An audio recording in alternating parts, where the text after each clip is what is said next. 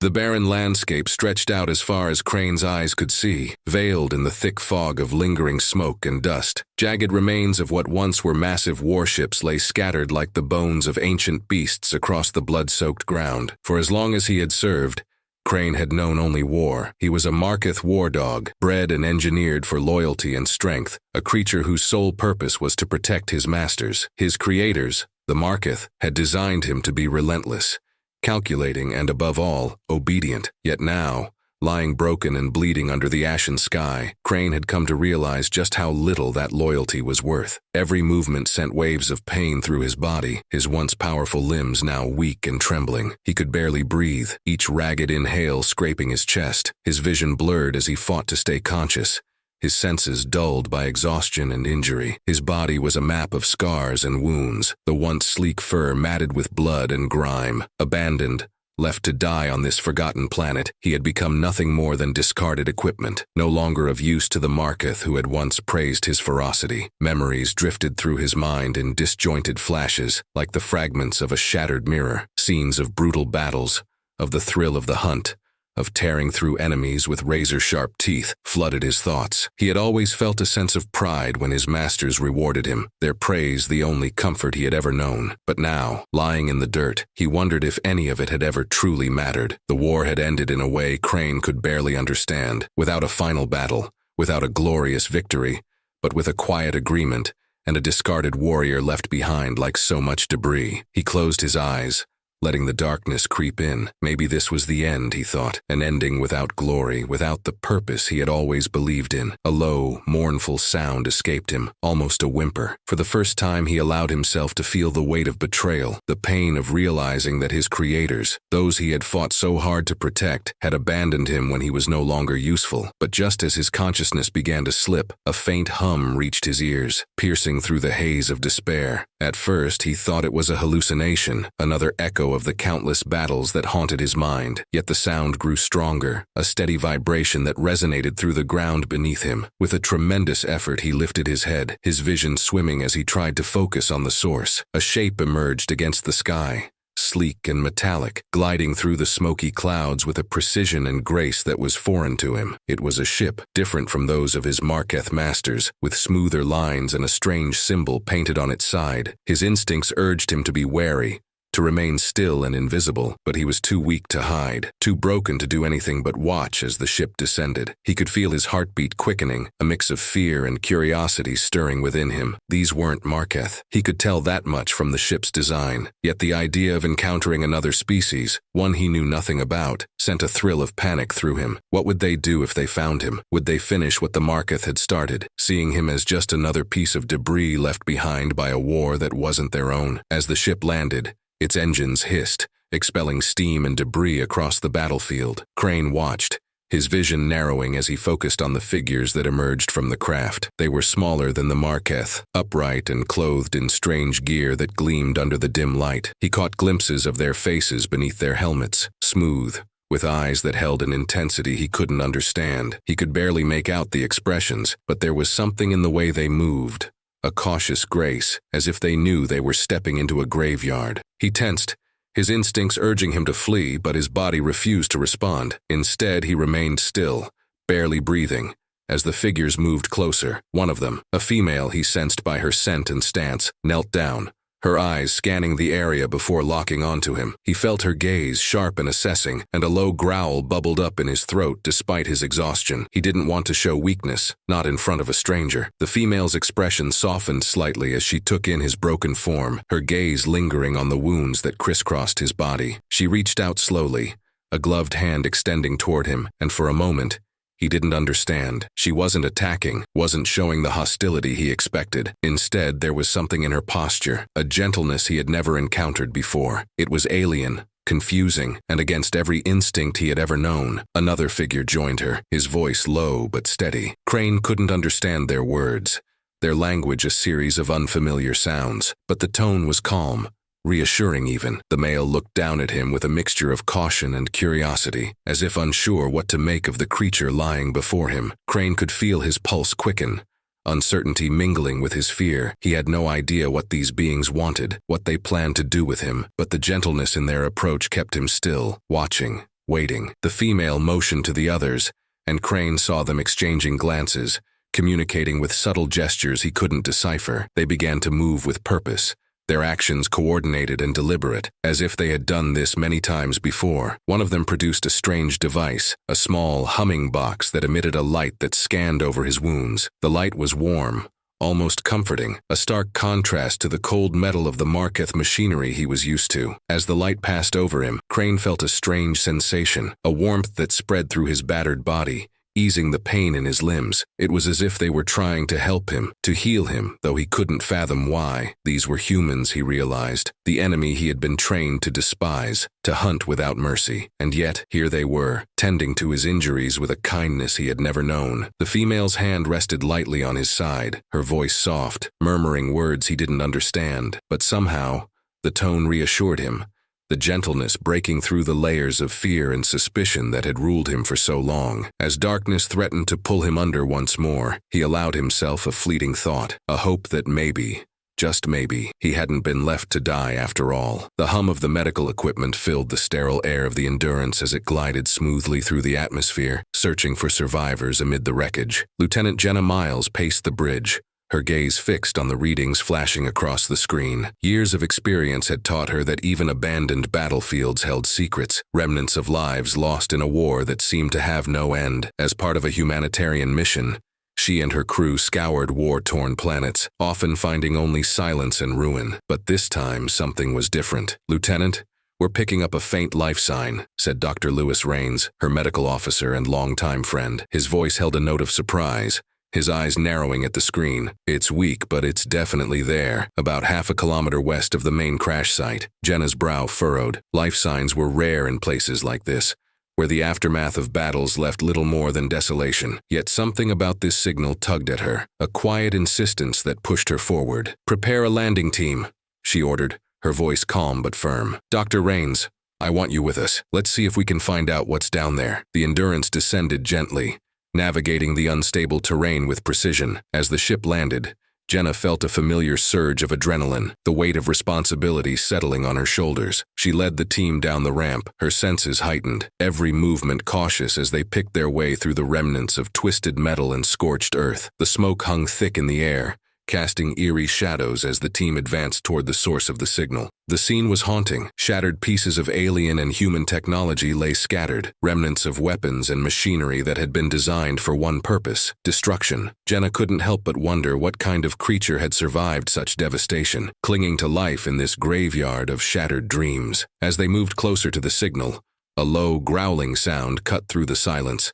halting them in their tracks. Jenna raised her hand, signaling for the team to pause. The sound came from just ahead, a sound filled with pain and defiance, almost a warning. She glanced at Dr. Rains, who gave a slight nod, urging her forward. Jenna stepped around a jagged metal panel and stopped, her breath catching at the sight before her. Lying in a shallow crater was a creature unlike any she had ever seen. It was massive, its body covered in matted fur streaked with dried blood, its powerful limbs sprawled weakly against the ground. Its eyes were open but unfocused, a glassy sheen masking any sign of awareness. Yet as she watched, its chest rose and fell in slow, shallow breaths, a sign that life still lingered within it. "Is that," one of her crew members, Sergeant Arden, whispered, his voice tinged with disbelief. "Is that a war dog? One of theirs?" Jenna nodded slowly, her gaze fixed on the creature. She had heard stories of the Marq'eth war dogs, genetically engineered beasts designed to be unstoppable in battle. They were fierce, relentless, and loyal only to their masters. Yet this one had been abandoned, left behind like a broken tool in a discarded armory. She felt a pang of sympathy, a flicker of compassion that she hadn't expected. "Dr. Rains, can you assess its condition?" she asked, turning to her friend. Rains approached cautiously, his medical scanner humming as he moved closer to the creature. The war dog's eyes flickered briefly, a hint of awareness returning as it sensed his presence. It tried to shift, a weak growl escaping its throat, but its body refused to cooperate. Dr. Rains knelt beside it, holding up a hand in a gesture of peace. "Easy there, big guy," he murmured softly. "I'm here to help." He ran the scanner over the creature's body, his expression growing grim as the readings registered. Severe injuries, lacerations, internal bleeding, signs of malnutrition. It's a wonder it's still alive at all. Jenna looked down at the war dog, a mixture of pity and admiration stirring within her. This creature had survived against all odds, clinging to life in a place where everything else had fallen silent. She knew what this meant. The Marq'eth didn't discard their weapons lightly. If this creature had been left behind, it was because it was no longer of use to them. But to Jenna, that didn't mean it deserved to be left to die. "We can't just leave it here," she said, her voice steady but filled with conviction. "It's injured, abandoned. No one deserves to be left like this." "Lieutenant?" Sergeant Arden began, hesitating. "This thing is a weapon. It's been trained to kill us on sight. If it wakes up and decides we're enemies, it could tear us apart before we can even react." Jenna met his gaze, understanding the fear in his eyes, but she also felt an unshakable sense of duty. This creature wasn't just a weapon, it was a living being, and she wasn't about to let it die without trying to help. Maybe, but it's barely hanging on. If we can give it a chance to live, we should. "We're not the Marq'eth, Arden. We don't leave the wounded behind." Dr. Rains nodded in agreement. "It's suffering, Jenna. I say we help it if we can, but I'll need the medbay prepped. This is going to be a challenge." Jenna took a deep breath, steeling herself. "All right, let's bring it aboard. Carefully, but keep it sedated, and have the security team on standby. If it becomes a threat, we'll deal with it. But for now, let's show it that we're not its enemy." With careful movements, the team worked together to lift the massive creature onto a stretcher, securing it for transport back to the ship. As they lifted it, the war dog stirred briefly, its gaze flickering to Jenna's face. For a brief moment, their eyes met, and she saw something there: pain, fear, and perhaps even a glimmer of hope. Then it closed its eyes, surrendering to exhaustion as they carried it aboard. Back on the Endurance, the crew moved swiftly, preparing the medbay for their unusual patient. Dr. Rains was already setting up equipment, his face focused as he assessed the creature's vitals. Jenna stayed close by, watching with a mixture of concern and curiosity as the war dog lay motionless on the medical table. She knew this was a risk, that the creature's very nature posed a potential threat, but something inside her refused to let it go, a quiet determination that this war dog deserved a chance to survive. As Dr. Rains began his work,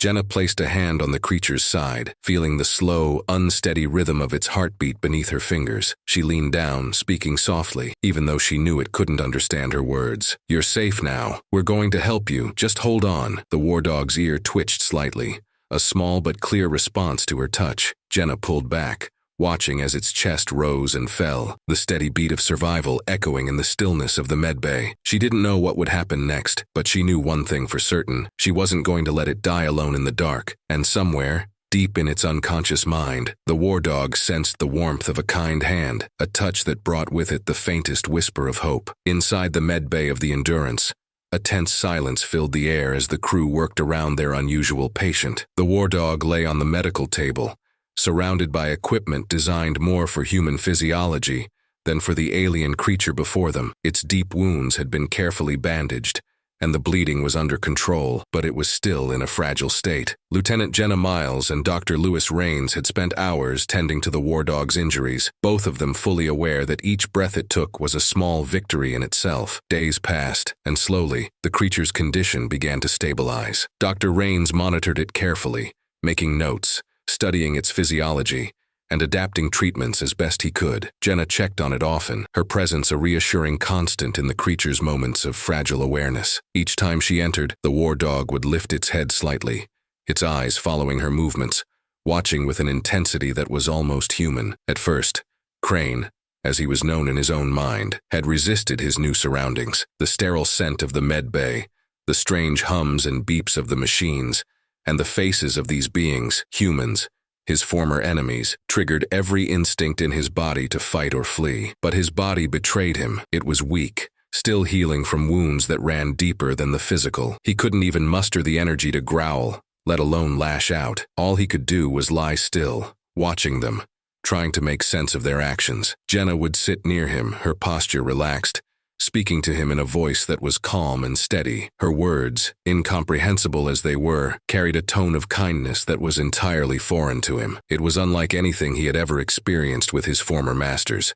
who spoke in harsh commands and cold, detached tones. This was different. Somehow, despite his confusion, it soothed him, and over time the fear that had gripped him began to loosen its hold. One day, As Jenna sat by his side, Krayn felt a faint urge to reach out, a simple movement of his paw. He didn't fully understand why he did it. It was a gesture that felt strangely instinctive, something he had never done with his Marq'eth masters. But as his paw touched her knee, Jenna froze, her eyes widening in surprise. She glanced down at the massive paw resting on her leg, then looked up at him, a soft smile breaking across her face. "Well, would you look at that?" she murmured, her voice barely more than a whisper. "Seems like you're finally warming up to us." Krayn felt something shift within him, a subtle but undeniable feeling of connection. It was as if, for the first time, he was being seen as more than just a weapon or a tool. Jenna continued to visit him daily, and each time, he found himself looking forward to her presence, the steady rhythm of her voice, the gentle touch of her hand. It was a new sensation, a strange warmth that spread through him, something he had no name for but instinctively trusted. Dr. Rains observed these interactions with a quiet satisfaction, understanding that building trust would be the key to Krayn's recovery, not just physically, but emotionally as well. He too spent time with the war dog,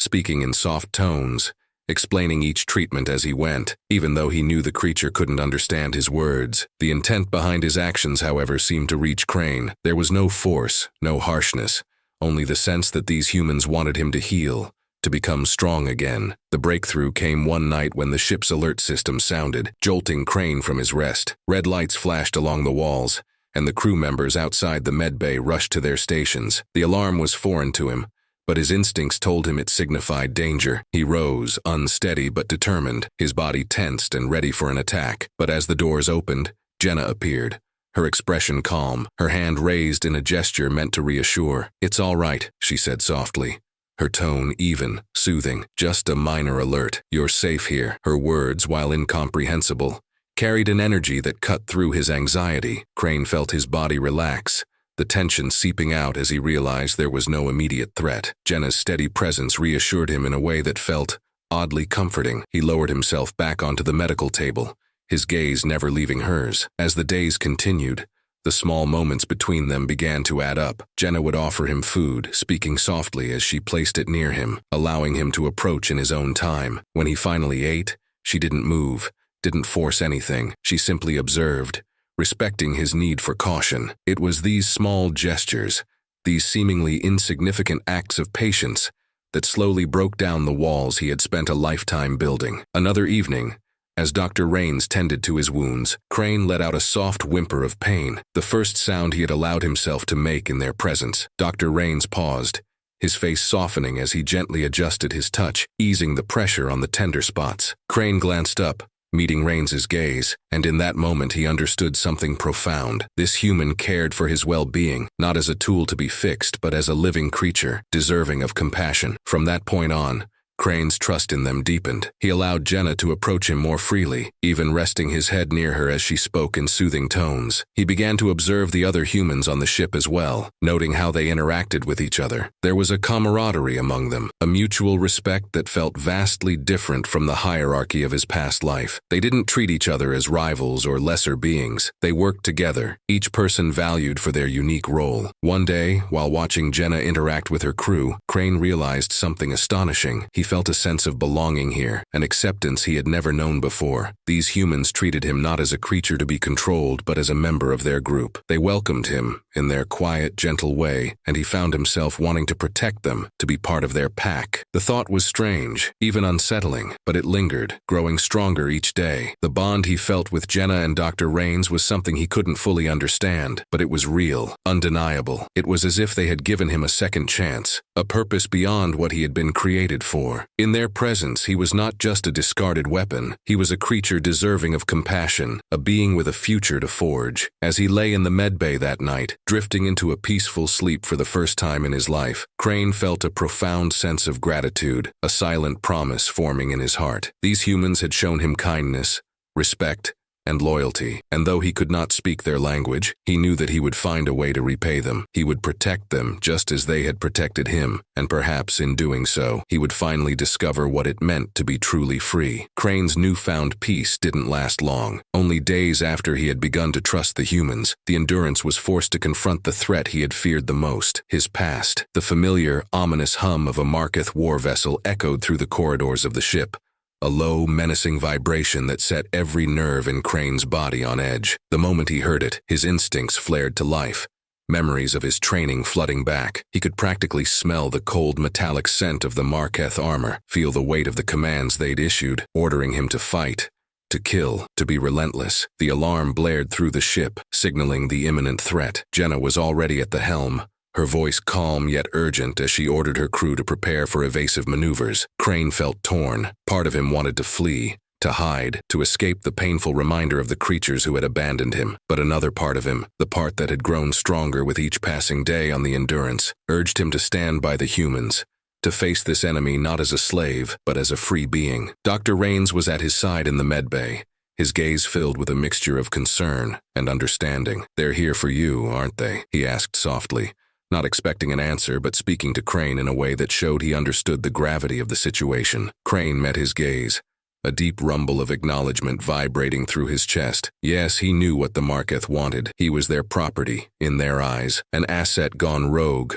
a weapon they refused to relinquish. The tension on the Endurance was palpable as the Marq'eth vessel sent a message demanding the return of their biological asset. Jenna's face was hard as she read the transmission, her jaw clenched in defiance. She turned to her crew, her voice steady and resolute. "We're not handing him over," she declared, a fierce determination in her eyes. "Krayn is not a tool. He's a living, breathing creature, and he has every right to decide his own fate." Krayn's heart surged at her words, a sense of loyalty and gratitude welling up within him. For so long he had believed that his fate was sealed, that he was nothing more than a pawn in the Marq'eth's endless war. But Jenna's refusal to abandon him, her willingness to stand up against his former masters, filled him with a strength he hadn't known he possessed. The Marq'eth vessel docked with the Endurance, and within minutes, Krayn sensed the presence of his old handlers as they boarded. He could feel the familiar coldness of their minds, the oppressive weight of their intentions, as they moved through the ship. Jenna had armed her crew,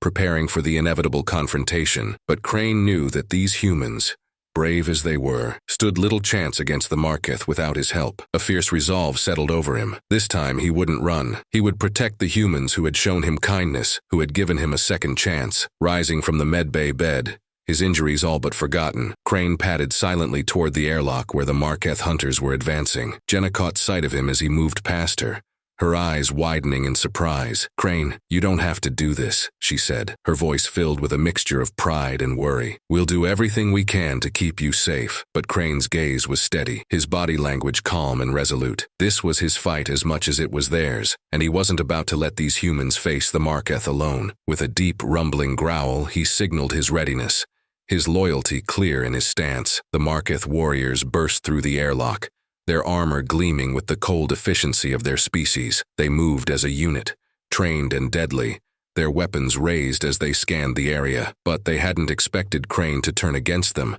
to stand alongside the humans they had trained him to despise. Krayn launched himself at the first of the Marq'eth soldiers, his massive form a blur of fur and muscle as he collided with the armored figure. His jaws locked onto the warrior's arm, a fierce determination driving him as he tore through the metal plating, feeling the familiar rush of battle surge through him. But this time, it was different. This time he fought not out of duty, not because he was commanded, but out of a choice to protect his newfound family. The humans rallied behind him, firing their weapons, their focus sharpened by Krayn's presence. Jenna moved with precision, covering Krayn's flank as he took on the Marq'eth warriors, her face set in grim determination. The battle was fierce, the Marq'eth fighting with all the ruthless efficiency Krayn knew too well, but he matched them with a savagery born not from obedience, but from loyalty, a loyalty earned, not forced. One by one, the Marq'eth soldiers fell, their weapons clattering to the floor as Krayn and the humans fought side by side. The final Marq'eth warrior, scarred and battle-hardened, looked at Krayn with something that almost resembled disbelief, a sneer curling across his face. "You were bred for us," he spat, his voice filled with contempt. "You're nothing without us." Krayn's gaze was steady, his body braced with purpose. He had heard those words his entire life, but now, standing here with Jenna and her crew, he knew they were a lie. With one final powerful lunge, he brought the last Marq'eth down, the enemy's words fading into silence as the fight ended. The humans erupted into cheers, relief, and triumph lighting up their faces as they took stock of their victory. Jenna approached Krayn, her expression filled with gratitude and pride. She knelt beside him, placing a gentle hand on his head. "You saved us, Krayn," she said softly. "I knew you were more than what they thought you were." Krayn lowered his head, a deep satisfaction settling within him. For the first time, he felt a true sense of purpose, a loyalty that ran deeper than any conditioning, any training. These humans had shown him what it meant to belong, to be valued not for his strength alone, but for who he was. As the crew began to repair the damages and tend to their own wounded, Krayn found himself surrounded by humans who regarded him with respect, even affection. Dr. Rains approached, a small smile on his face as he checked Krayn's injuries. "Looks like you'll need a few more stitches, big guy," he said with a chuckle. "But you'll live to fight another day." Jenna stood nearby, her gaze thoughtful as she watched Krayn with a mixture of pride and gratitude. She knew that keeping him would continue to draw the Marq'eth's attention, that his presence aboard the Endurance posed a risk. But she also knew that Krayn was part of their crew now, that he had earned his place among them. With the last of the repairs underway, and the Marq'eth vessel disabled, Jenna placed a hand on Krayn's shoulder, her voice soft but firm. "You're one of us now, Krayn. We stand together no matter what comes." Krayn looked up at her, a quiet understanding passing between them. He wasn't just a weapon, a tool to be used and discarded. He was Krayn, a free being, and he had found a place he could call home. And as the Endurance set course for the next star system, he knew that wherever they went, he would stand by these humans, his new pack, his family, no matter what dangers awaited them.